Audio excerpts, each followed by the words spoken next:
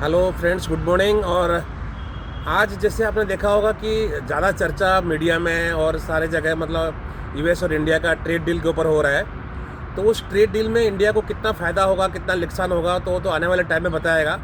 और उसको मेजरमेंट करना भी बहुत मुश्किल है कि कितना फ़ायदा होगा, कितना नुकसान होगा, क्योंकि उसके ऊपर हम कैसे रिएक्ट करेंगे उसके ऊपर डिपेंड करता है।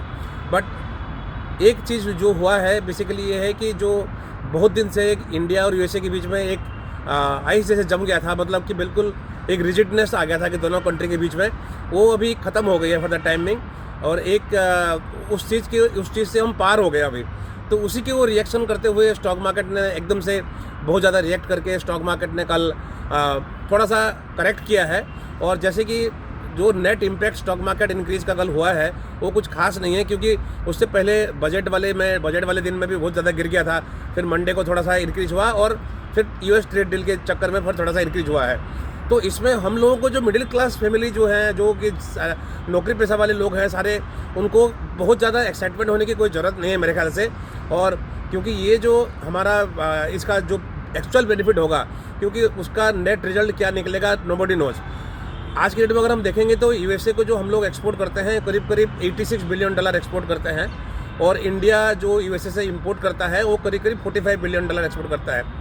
जब भी मैं बिलियन डॉलर की बात करूंगा तो आपके जस्ट अंडरस्टैंडिंग के लिए बोलूँ, $1 बिलियन का मतलब आज के डेट में 9,200 करोड़ रुपया हो गया। तो उससे आप अंदाज़ा लगा सकते हैं कि इंडिया कितना एक्सपोर्ट करता है और कितना इंपोर्ट करता है। तो पिछले दिनों में जब अमेरिकन गवर्नमेंट ने ये अपनी इंपोर्ट ड्यूटी बढ़ा दिया था, उसने कि 25% कर दिया था इंपोर्ट ड्यूटी, और उसके बाद एक पेनल्टी भी लगाया था 25% का, क्योंकि हम लोग रशिया से ऑयल इंपोर्ट कर रहे थे, इसलिए 25% का एक पेनल्टी भी लगाया था। तो 50% हो गया था बेसिकली उसमें। और उसके बाद एक बड़ा अनसर्टेनिटी सी हो गई थी कि हो सकता है और बढ़े। बहुत सारे टेंट्रम भी आ रहा था यूएसए गवर्नमेंट से कि बहुत ज़्यादा इंपोर्ट ड्यूटी बढ़ सकता है करके। बट वो वाला पार्ट अभी ख़त्म हो गया है। तो अभी हम वापस जो 25% जो पेनल्टी लगा था वो ख़त्म हो गया है, और 25 से उन्होंने 80% कर दिया है। देखते हैं, मतलब हमारे इंडिया में जो एक्सपोर्ट्स होता है अमेरिका को, मेनली टेक्सटाइल प्रोडक्ट्स है, जेम्स एंड ज्वेलरी है और गारमेंट्स है। ये 3 सेक्टर्स जो है, मेरिन प्रोडक्ट्स जो है, इस सेक्टर्स को बहुत ज़्यादा फ़ायदा होगा। बट इसका मतलब ये नहीं है कि मतलब बाकी सारे कंट्री भी यूएसए को एक्सपोर्ट कर रहे हैं तो वो भी कम्पीट करेंगे। बट हमारे इंडियन एक्सपोर्टर्स अपनी क्वालिटी को मेंटेन करेंगे और उसमें हम कितना उसका फ़ायदा उठा सकते हैं वो होगा। बट दूसरी तरफ क्या हुआ है, दूसरी तरफ इंडिया ने क्या किया है कि इंपोर्ट ड्यूटी जो है, जो यूएसए से जो माल इंपोर्ट होगा उसको ज़ीरो कर दिया है। काफ़ी सारे प्रोडक्ट्स में ज़ीरो कर दिया है, उसमें कर दिया। तो इंडिया को भी अपनी रेवेन्यू लॉस होगा, क्योंकि इंपोर्ट ड्यूटी इंडिया को नहीं मिलेगा, रेवेन्यू लॉस होगा, तो एक नुकसान है। और इंडियन एक्सपोर्टर्स जो है इस जो लोअर टैरिफ को कितना फ़ायदा उठाते हैं उसको देखते हैं। लेकिन एक और इम्पैक्ट आ सकते हैं, जो कि है कि पिछले दिनों क्या हुआ कि 2025 में हमारी जो फॉरेन इंस्टीट्यूशनल इन्वेस्टर्स थे उन्होंने करीब करीब $19 बिलियन जो है इंडिया से विड्रॉ कर गए स्टॉक मार्केट से। तो हो सकता है अभी एक इम्पैक्ट हो सकता है, बेसिकली नोबडी नोज ऑल्सो, कि फॉरेन इंस्टीट्यूशनल इन्वेस्टर थोड़ा सा वापस इंडियन स्टॉक मार्केट में आना शुरू कर दे। क्योंकि इंडिया में जो हम लोग खुद जो म्यूचुअल फंड्स के थ्रू एसआईपी के थ्रू से पैसा डालते हैं, उसमें करीब करीब हर महीना 35,000 करोड़ करीब हम लोग एसआईपी के थ्रू से डाल देते हैं सारे सब मिल के। और वो पैसा तो सारे स्टॉक एक्सचेंज में जा रहा था, लेकिन वो काफ़ी नहीं हो रहा है, मतलब कि मार्केट को ऊपर लेके जाने के लिए। हमारे निफ्टी का जो है 25,000 26,000 में घूम रहा है। तो जब तक एफआईआईज का फंड इंडिया में नहीं आएगा लार्ज स्केल पे, तो इंडियन स्टॉक मार्केट ऊपर नहीं जाएगा। तो ये चीज़ आपको माइंड में बहुत क्लियर रखना है कि हो सकता है अगर इस ट्रेड डील के बाद, और ख़ास करके जो ईयू का ट्रेड डील के बाद, जो हमारा अगर कुछ एफआईआईज का पैसा इंडिया में लार्ज स्केल पे आना शुरू होगा, तभी जाके इंडियन स्टॉक मार्केट फ़ायदा होगा। और अल्टीमेटली आपकी म्यूचुअल फंड्स की एनएवी भी बढ़ेगी, और आपके स्टॉक मार्केट में अगर आपने कुछ इन्वेस्टमेंट कर रखा है तो बढ़ेगा।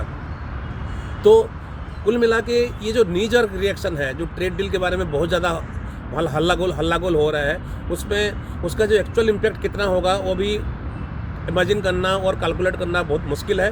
तो let us wait and watch.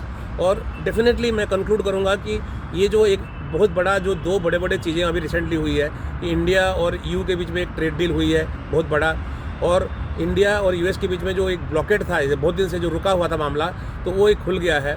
तो एक पॉजिटिवनेस अभी इंडिया में आ गई है।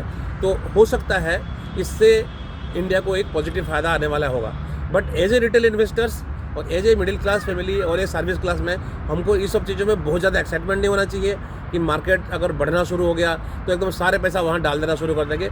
लेट्स वेट एंड वॉच, और आने वाले टाइम में क्या होता है, बिकॉज एक दिन के इम्पैक्ट में ऐसा कुछ बहुत ज़्यादा बदलाव नहीं आता है। तो you have to be very cautious. जैसे गोल्ड में हुआ, गोल्ड में प्राइस बढ़ाते बढ़ाते बढ़ाते बढ़ के एकदम से गोल्ड क्रैश कर गया। तो इस तरीके की जो भेड़ चाल में बिल्कुल ना पड़े, और हम लोगों को मैक्रो इकोनॉमिक एनवायरनमेंट्स में क्या हो रहा है उसको वेट एंड वॉच करके अच्छे से इवैल्यूएट करके तभी सिस्टमेटिक तरीके से हम लोगों को इन्वेस्टमेंट करना चाहिए और आगे बढ़ना चाहिए।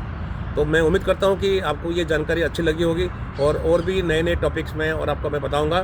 तो आप प्लीज़ मेरी चैनल को सब्सक्राइब कीजिए और इसको लाइक कीजिए, अपने फ्रेंड्स को फॉरवर्ड कीजिए, और जो भी टॉपिक आप चाहते हैं कि मैं वीडियो बनाऊँ तो आप प्लीज़ मेरे को मैसेज करके लिख सकते हैं, तो मैं उसको वीडियो बनाऊँगा। Thank you very much. नमस्कार।